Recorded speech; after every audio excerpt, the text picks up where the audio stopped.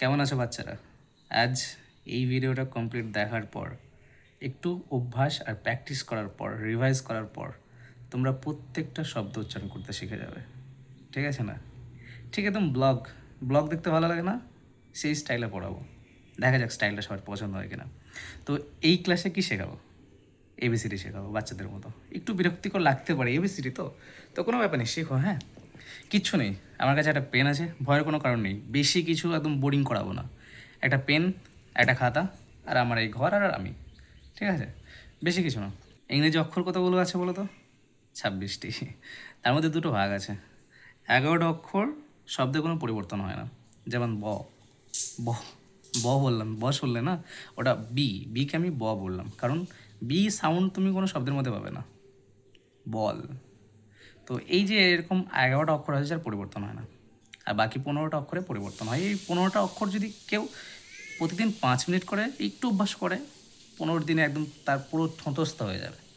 চলো দেখি, ব্লগটা শুরু করি। হ্যাঁ, কী কী আছে? 4টা দেখি, চলো 4টা দেখতে পাচ্ছ? ভালো করে দেখো।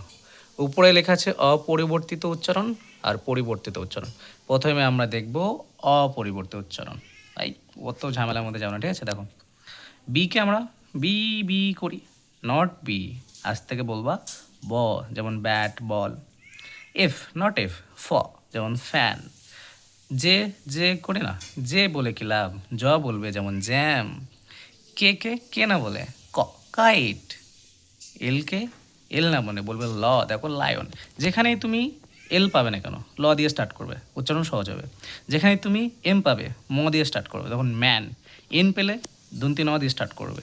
পি পেলে প দিয়ে স্টার্ট করবে। আর পেলে র দিয়ে, ভি পেলে ভ দিয়ে, জেড পেলে জ দিয়ে, এইচ পেলে হ দিয়ে। কখনো কখনো এইচ সাইলেন্ট থাকে, যেমন আওয়ার। তো এই 4টা এখানে গেল। এবার পরিবর্তিত আসে, দেখো এ টোটালি 4 রকম উচ্চারণ হয়। এই আ অ।